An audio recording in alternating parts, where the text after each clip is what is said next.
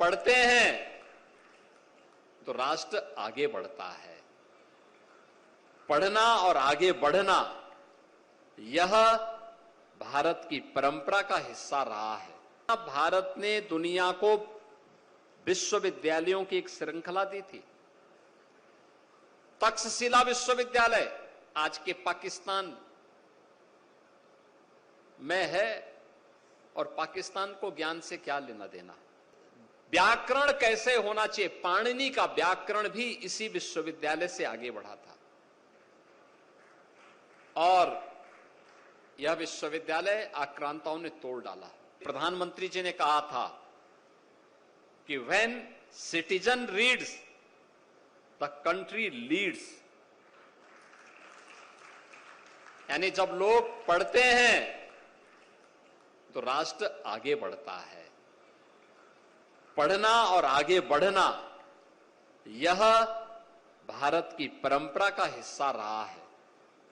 याद रखना, भारत ने दुनिया को विश्वविद्यालयों की एक श्रृंखला दी थी। तक्षशिला विश्वविद्यालय आज के पाकिस्तान में है और पाकिस्तान को ज्ञान से क्या लेना देना।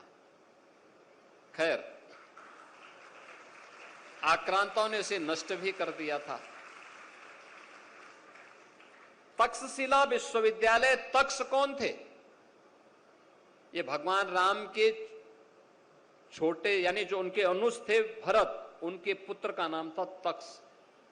उनके नाम पर दुनिया के पहले विश्वविद्यालय का नाम पड़ा था तक्षशिला विश्वविद्यालय। तक्षशिला विश्वविद्यालय अपने समय का दुनिया का पहला विश्वविद्यालय, जिसमें विज्ञान की, गणित की, साहित्य की और खगोल की, ज्योतिष की, हर एक क्षेत्र की के विद्वान उसमें भरे पड़े थे। ये सभी विद्वान उसमें पैदा हुए थे। सुश्रुत वहां पैदा हुए। सुश्रुत वहीं से आयुर्वेद में सर्जरी कैसे होती है, यह सुश्रुत ने दुनिया को दिया। यह वही विश्वविद्यालय है जिसने जीवन के, यानी व्याकरण कैसे होना चाहिए, पाणिनि का व्याकरण भी इसी विश्वविद्यालय से आगे बढ़ा था। और यह विश्वविद्यालय आक्रांताओं ने तोड़ डाला, समाप्त कर दिया।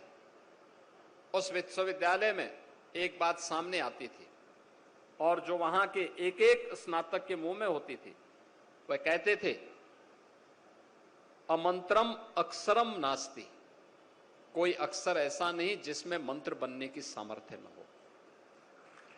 यह व्यक्ति पे निर्भर करता है, हमने उस अक्षर को कैसे शब्द बनाया है और शब्द का संयोजन कैसे किया है। यानी योजक मिल जाए, उसका कोई अच्छा पारखी मिल जाए, उसका बेहतरीन सजो करके अच्छी कृति दे सकता है। आज के समय में हमारे सामने जो सबसे बड़ी चैलेंज है, वह चैलेंज इसी बात की है, हम आज के समय में उस प्रकार की कृति देने में विफल हो रहे हैं जो लोगों को अपनी तरफ आकर्षित कर सके। इस पर लेखन, इस पर आत्ममंथन, इस पर चिंतन की प्रक्रिया को फिर से आगे बढ़ाना पड़ेगा, मजबूती से आगे बढ़ाना पड़ेगा। हमारे शिक्षण केंद्रों को, हमारे धार्मिक केंद्रों को इसका आधार बनना पड़ेगा। उसके लिए अपने आप को तैयार करना पड़ेगा।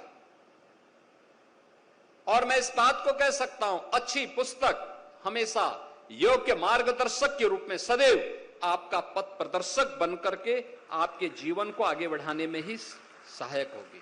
मैं आज हमारा 16वां प्रबुद्ध सम्मेलन, सहारनपुर से जो प्रबुद्ध जन सम्मेलन शुरू हुए, 18 मंडलों में 18 प्रबुद्ध जन सम्मेलन होने थे। ये 16वां सम्मेलन है। इसके बाद मुरादाबाद में 28 तारीख को और फिर उसके बाद इलाहाबाद में आखिरी सम्मेलन होगा। प्रधानमंत्री नरेंद्र मोदी को कल फिर गाली दी गई। बिहार में मुख्यमंत्री पद के लिए इंडिया गठबंधन ने तेजस्वी को कर दिया है। देखिए, मैं ये समझता हूँ कि राजनीति में एक मर्यादा होनी चाहिए। हालांकि भारतीय जनता पार्टी के लोग भी कम जो हैं इस काम में पीछे नहीं है, उनका भी लगातार जो है राजनीतिक भाषा स्तर गिरा हुआ है। मैं सबके लिए नहीं कहता, मगर मैं फिर भी स्पष्ट रूप से कहता हूँ कि इस तरह की भाषा या किसी भी, चाहे प्रधानमंत्री, आम आदमी भी हो, किसी की माता के बारे में या बहन के बारे में इस तरह की टिप्पणी नहीं करनी चाहिए। और उत्तर प्रदेश के हालात बड़े खराब हैं, ये बड़ा चिंतनीय है।